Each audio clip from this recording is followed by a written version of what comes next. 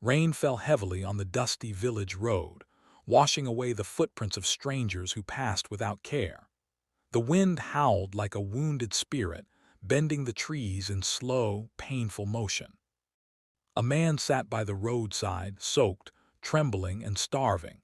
His clothes were torn beyond recognition. His hands shook as he stretched them toward passing villagers.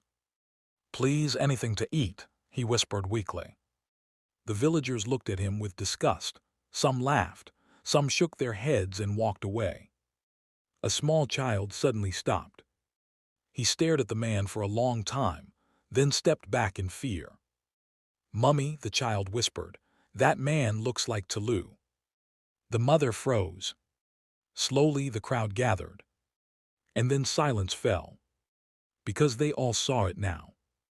The man begging in the rain was once the most powerful billionaire in Lagos. Flashback: the rise of Tolu. Tolu once lived like a king. Tolu is a tall, dark-skinned Nigerian billionaire in his early 40s with a full black beard, low haircut, sharp facial features, expensive native senator outfits, a gold wristwatch, polished shoes, and an arrogant expression.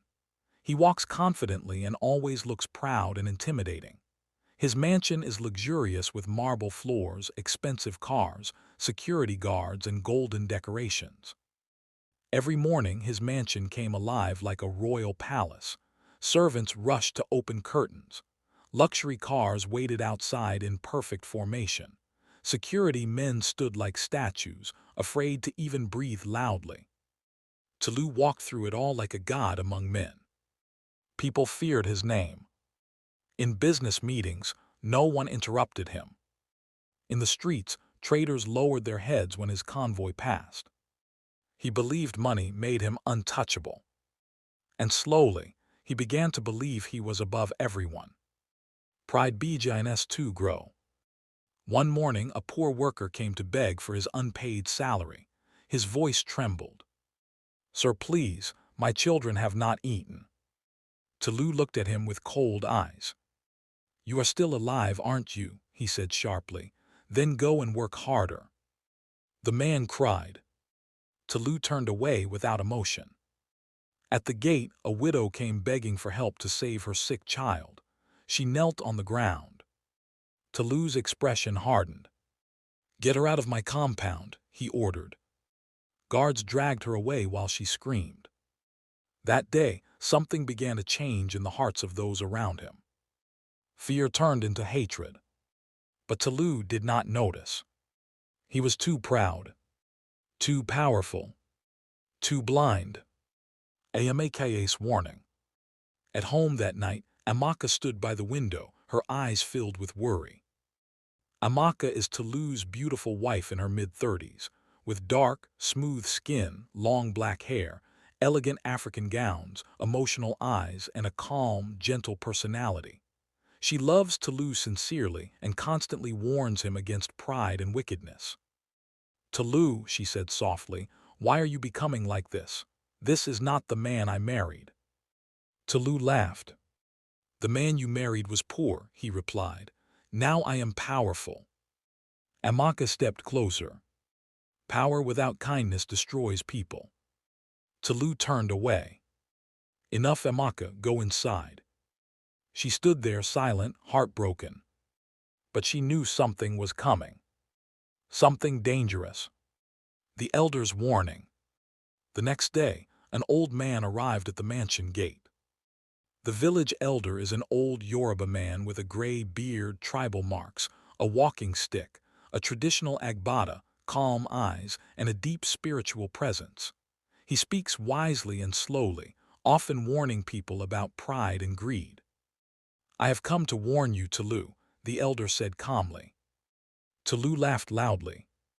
"Warn me, old man, do you know who I am?" "I know who you are becoming," the elder replied. The air grew heavy. The elder continued, "A tree that grows too tall without humility will break when the wind comes." Tolu's face hardened. "Throw him out," he ordered.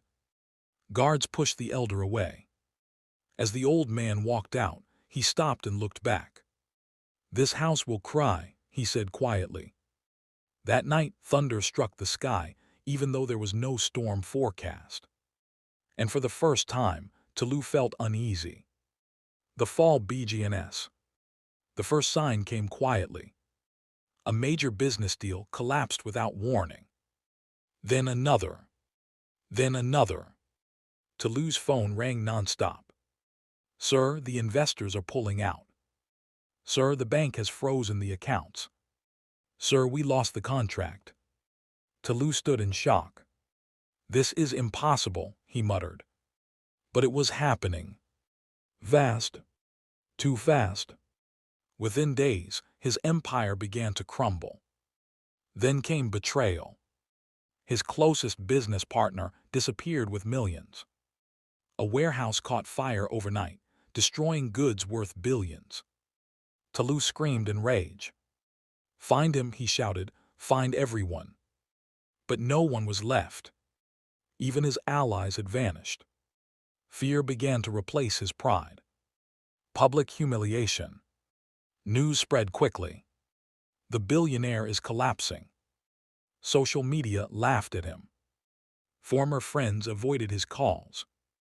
Workers resigned overnight. Luxury cars were repossessed one by one. Guards stopped showing up.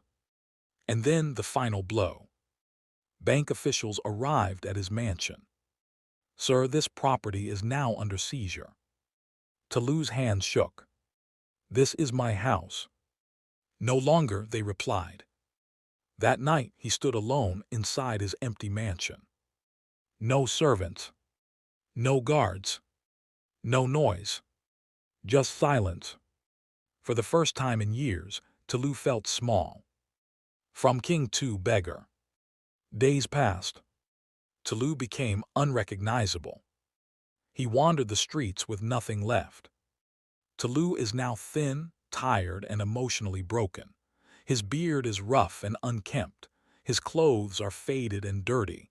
His slippers are torn, and his once confident face now looks ashamed and helpless. He wanders through dusty village roads carrying a small bag while people mock him. People laughed when they saw him. Is that not Tolu? The billionaire. Look at him now.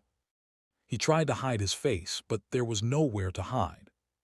He slept under bridges. He begged for food. He went days without eating.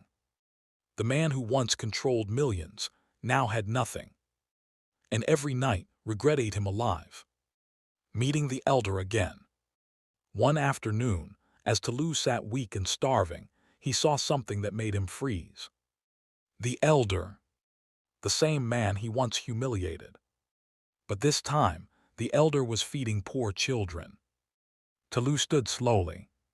His legs shook. He walked forward and collapsed on his knees. I'm sorry, he cried. Please forgive me. The elder looked at him quietly. Silence passed. Then he spoke. A proud man becomes poor long before he loses money. Tolu broke down completely. I lost everything, he cried. Please help me. The elder placed a hand on his shoulder. Then learn what you refused to learn before. Redemption. For the first time in his life, Tolu listened. He began helping others. Even though he had nothing, he shared what little he found. He worked small jobs. He helped rebuild the village school. Slowly, people began to see a change. Amaka returned when she heard. She saw him sitting quietly, no longer arrogant, just human. Tears filled her eyes. This is the man I prayed would come back, she whispered. Tolu lowered his head. I am sorry, he said. And for the first time, he meant it. Ending the new Tolu. Months later, Tolu was no longer a billionaire. But he was no longer broken. He lived simply. He helped others. He smiled again. People respected him not for money, but for humility. And every evening, he sat quietly remembering the life he lost. Not with pride, but with lessons learned. Final moral. In a calm voice, the elder's words echoed once more. Money can make a man powerful, but only humility can make him human. And Tolu finally understood. Some lessons only life can teach. And some pride costs everything.